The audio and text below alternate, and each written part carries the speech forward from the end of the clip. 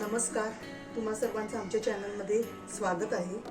आज मी तुम्हाला कलिंगणाचं जे मधलं जे असतं, म्हणजे बघा लाल आपण कलिंगण खातो त्याच्या बाहेर म्हणजे त्याच्यानंतरचा लेअर जो असतो तो सफेद असतो आणि त्याच्यानंतरचा असतो तो हिरवा असतो। ती हिरवी म्हणजे साल ती आपण काढून टाकतो आणि इवन आपण हा व्हाईट पोर्शन आहे तो पण खात नाही, तो पण आपण सालीसकटच काढतो आणि जे लाल पोर्शन असतो तो आपण खातो।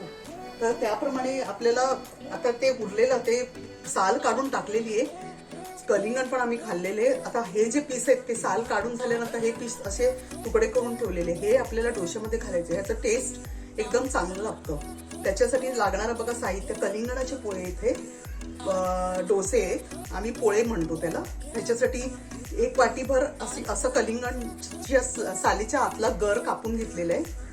साधारण 2 ते 3 चमचे नारळ घेतलेला आहे, चवीपुरतं मीठ घेतलेलं आहे आणि गुळ पण चवीपुरतं घेतलेलं आहे। आणि हे तांदूळ रात्री मी 2 ग्लास पाण्यामध्ये भिजवून ठेवलेले आहेत। तर चला आता दुसऱ्या दिवशी सकाळी आता सकाळ झालेली आणि आता आपल्याला सकाळी हे वाटायचे। रात्रभर ते भिजलेले आहेत, आता सकाळी वाटायचे।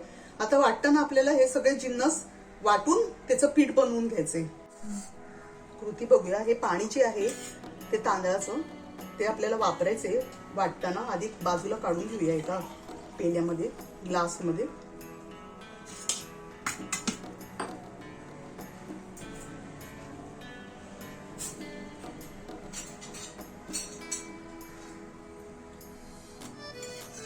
सर्वात प्रथम हे कलिंगणाचे तुकडे घालायचे त्याच्यामध्ये,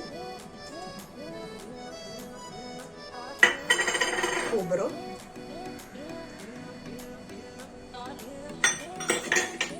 आणि गूळ।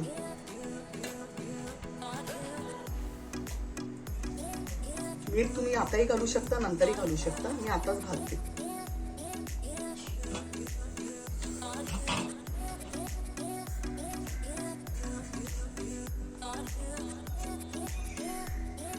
आता मिक्सर मधून आपल्याला काढायचंय।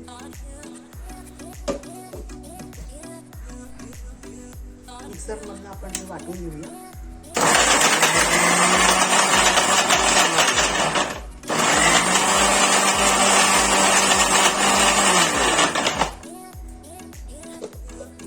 थोडं पाणी घेऊया।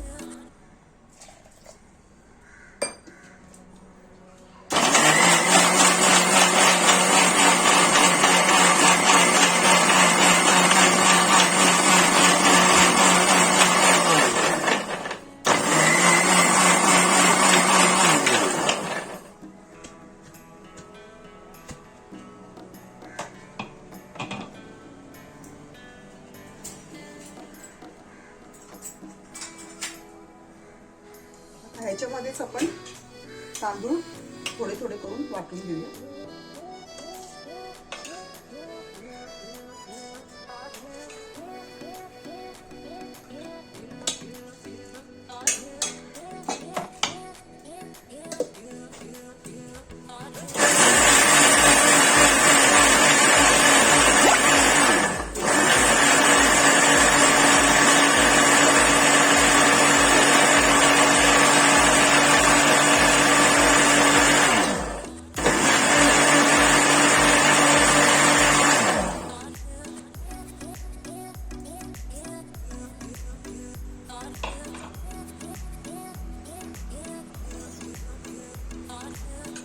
झालेलं आहे, थोडंसं खरखरीत लागतं। तांदळाचं नेहमी पीठ करताना रव्यापेक्षा जरासं बारीक करायचं।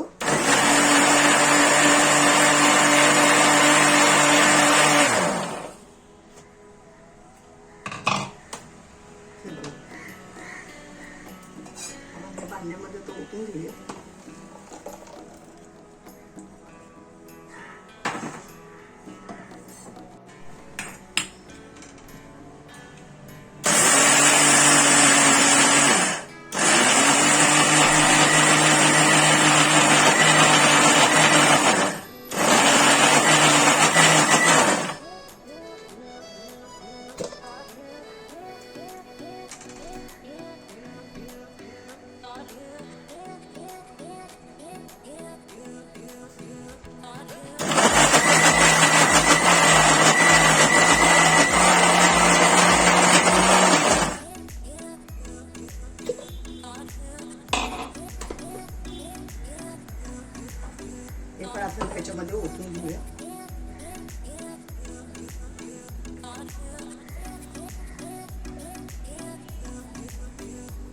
हे वाटून झाल्यानंतर आपल्याला बॅटर ऍडजस्ट करायचे.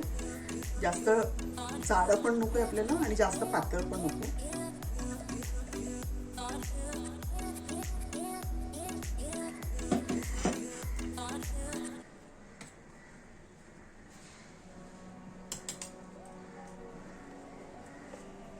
असं मिक्स करून ठेवायचे. तुम्ही नंतर चव घेऊन बघू शकता. तुम्हाला जर मिठाचं प्रमाण वाटलं घालावं तर थोडं घालू शकता.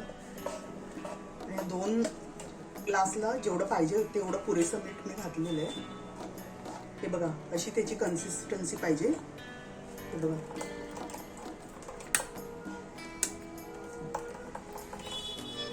आता हे आपण 10 ते 15 मिनिटं बाजूला ठेवून देऊया. सेट करायला ठेवूया पीठ.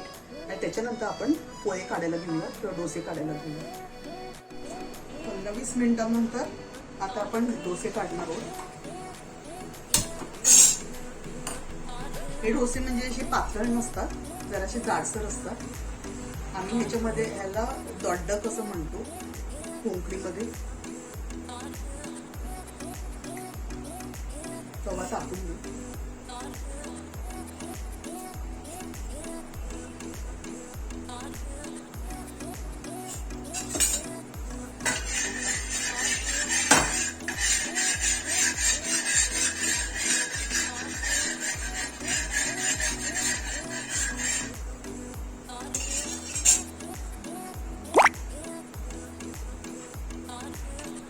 कन्सिस्टन्सी तुम्ही बघू शकता, एवढी असायला पाहिजे.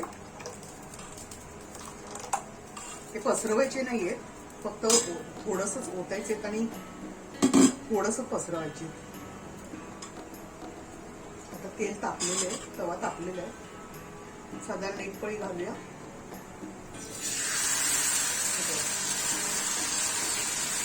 तुमच्या प्रकारे तुम्ही काढू शकता. मी छोटे काढते.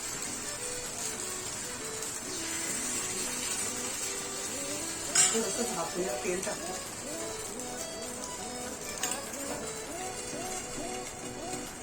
हे पोहे जरी गोड म्हणजे गुळ टाकला असला तरी पण असे गोड असे लागत नाही, फक्त चवीपुरते टाकलेले आहे. तुम्हाला जर ते गोड पाहिजे असेल तर गुळाचं प्रमाण पण तुम्ही वाढवू शकता. आणि अशीच पण मुलांना तुपाबरोबर किंवा साजूक तुपाबरोबर किंवा आपण घरगुती जे लोणी बनवतो त्याच्याबरोबर देऊ शकतो आपण. आणि आपल्याला जर पाहिजे असेल तर ह्याच्यात मी जास्त गूळ टाकला नाही, पण गूळ एवढाच टाकून चटणी बरोबर पण आपण सर्व करू शकतो. ते झाकून ठेवल्यानंतर बघा आपल्याला काढायला सोपं जातं.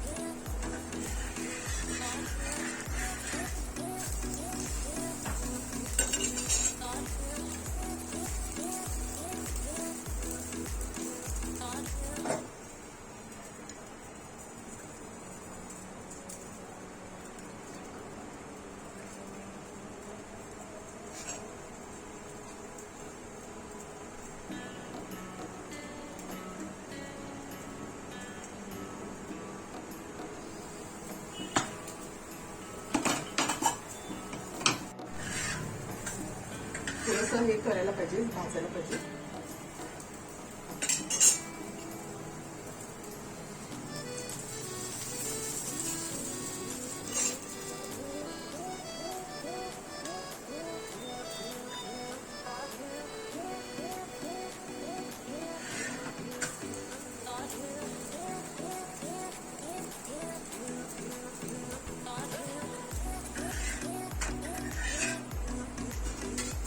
दुसरा एक काढूया.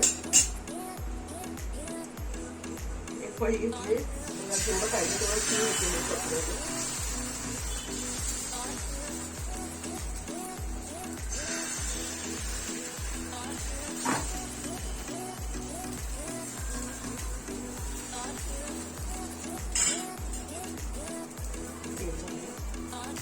थोडंसं झाकून ठेवायचे, शिजल्यावर ते पटकन निघतं.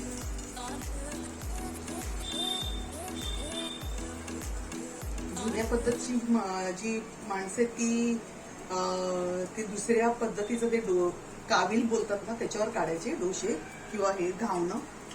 तुम्हाला पण माहिती असेल, माझ्याकडे नाही म्हणून मी ह्या तव्यावर काढते आता.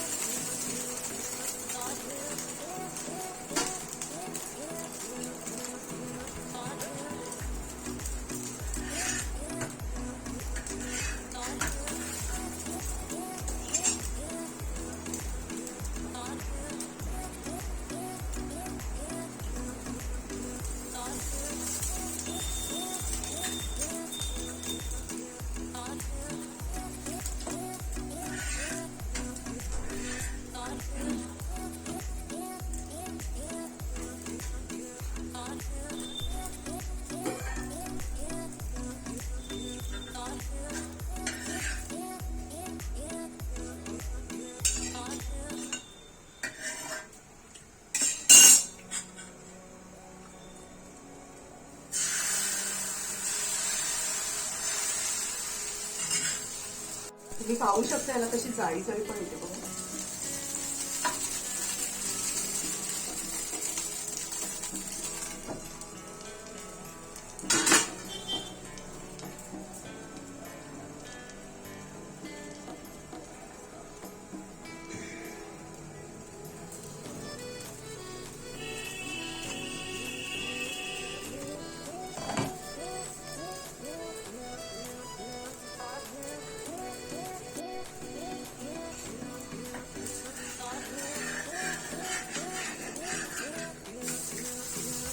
अशाच प्रकारचे सगळे पोहे आपण काढून घ्यायचे नंतर एकामागे.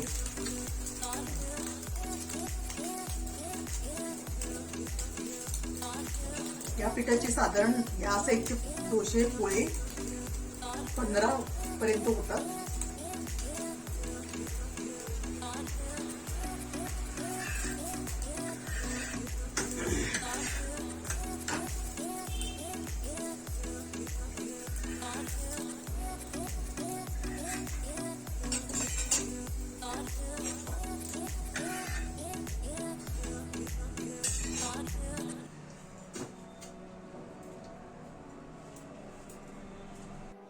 तयार आहेत कलिंगणाचे पोहे. ते तुम्ही तुपाबरोबर पण सर्व करू शकता किंवा लोणी, घरगुती लोणी असतं त्याच्याबरोबर सर्व करू शकता किंवा चटणी बरोबरही सर्व करू शकता. धन्यवाद.